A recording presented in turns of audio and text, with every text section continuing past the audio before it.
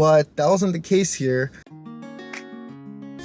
Yo, what's poppin', everybody? It's your boy Hal de Leon here, and right now, before I get started, I just want to say a quick thank you to everyone that's been subscribing and supporting my channel lately. It means so much to me. Just watching my channel grow over the past year. I doubled in size in 1 year. I know I'm currently like 6 subscribers away at the time of filming this video from 500. And you know, watching my channel go from 198 to 250 to 300, 400. Now I'm hitting the big 500. Next goal is 1,000, you know, get back on that YouTube partnership. And it really means a lot, man. I really do appreciate everyone that's coming on this journey with me, because that's really what it is. You guys, you're watching me grow as a person. You're watching me grow in my craft. And you know, it's just something for me to have some mental health, I guess. You know, talking to the camera's a little weird, I'm not gonna lie. But it's still something to do, occupy my time in this craziness. And I really appreciate everyone that's been giving me kind words, and all that really means a lot. Anyways, this video, I decided to do something a little different. I know my 2 HVAC videos I did have been going kind of viral. I did the day as an apprentice and the first day of trade school and the compressor install. I don't know if I'm slick enough to be posting those thumbnails, but I got them. And I decided, I was doing the job anyways, to just grab my iPhone. I didn't have my fancy camera, my GoPro, nothing. I just started working and thought, yeah, this would be kind of a cool video to do. I don't see too many videos like this, so that's what I did. I'm gonna talk you through it, and then I'm gonna put some footage, maybe while I'm talking, just overlay of what I did for work. The original call was a call for motor not working. One of the fan blades wasn't spinning. So I go to the walk-in freezer and I open the door. Lo and behold, fan motor's not spinning. The first thing I did was powered off the unit breaker, took off the grill of the motor not working, and I just spun it with my finger. Usually when a motor's bad, you could tell it just doesn't twist well. It's just kind of stuck or rotten. But that wasn't the case here. There was actually a big chunk of ice that was stopping the blade, and since it couldn't get started, the motor just wasn't spinning at all. And I broke off the ice, cleaned up around the blade, spun it, it was spinning, and then I went back to the breaker box, turned it on, and lo and behold, the motor's working, fan blade spinning.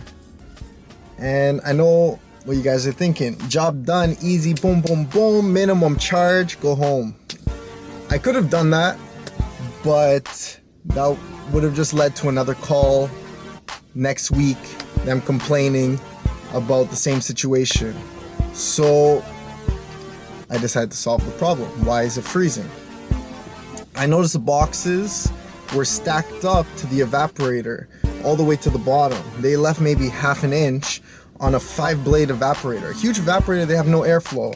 So of course this thing's gonna just keep freezing. So what I did first was grab the manager. I showed him, took a couple pictures for proof.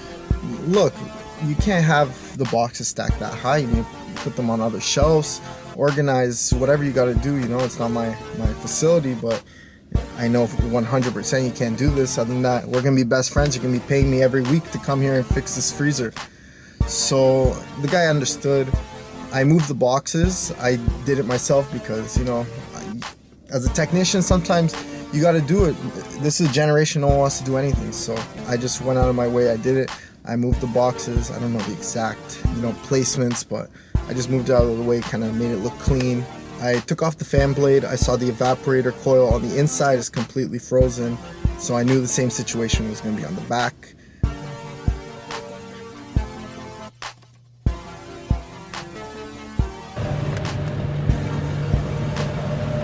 And I grabbed the heat gun, extension cord, and I just started going to town, to be honest. This is not for anyone that has a walk-in freezer advice for you to go grab your daughter's blow dryer and start blow drying your evaporator coil. That's not what this video is for.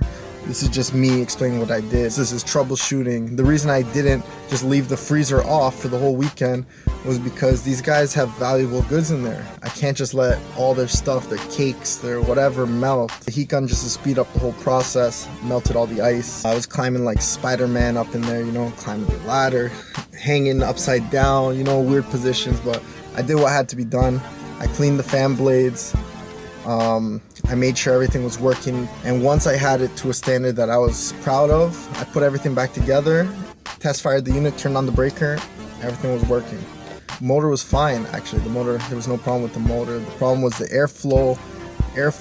Lack of airflow was leading to the coils just freezing over. The freezing over got so bad that it literally went to the fan blade. I actually personally don't see this very often, but you know, it happens. And that's why you gotta use your troubleshooting, use your common sense, and evaluate every situation differently. So that's what I did on this job.